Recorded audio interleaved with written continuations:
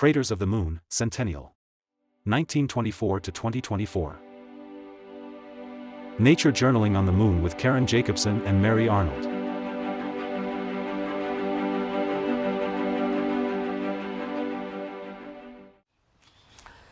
Hi, we're out here at the Draper Preserve in Haley, Idaho, just kind of walking around looking for some things to explain about nature journaling. But one thing that we came across that looked really interesting that we noticed was this cottonwood tree that has these strange gall growths on it. So, since we came out here with our curiosity, wonder, and attention, we found this and we thought this would be something interesting to talk about how you would get started doing a nature journaling entry with this.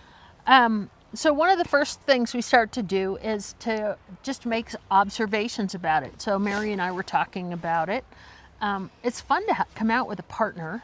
You can have a conversation about something, or you can totally ignore each other and do your own thing. But just using this as an example, this growth that's on all these trees, you know, we've made some observations. We've sort of started dissecting a couple of these nodules, and we're making some visual and naturalist sort of observations on it. How is it? What is this stuff? Where does it come from? How did it get here? Does another animal transport it in? Yeah, good question. So there's three categories of observations or questions that you might start drawing, writing about, making notes about when you're find something that you want to journal.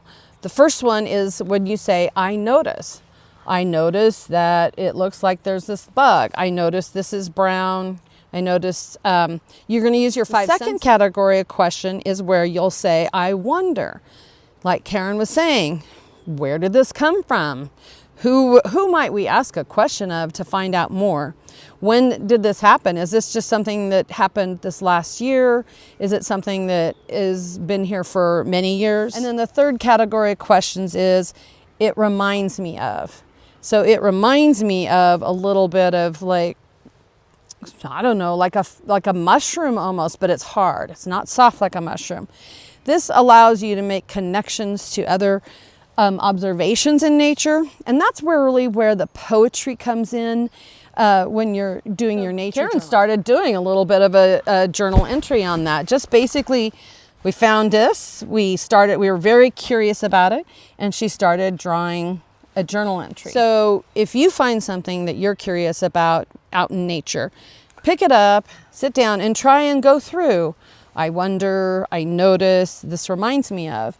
Draw what it is you're observing, looking at it. You can measure it with your rulers that we talked about in the last video, and see what you end up with for this very first nature journal entry that we're talking about. So that's it for our video today. Tune in for our next video where we're going to talk about more techniques that you can use for specifically drawing things. How do you record counts of items? Like if you're watching behavior, there's a multitude of animals or birds or certain types of metadata you might capture. And we hope to see you again journaling on the moon.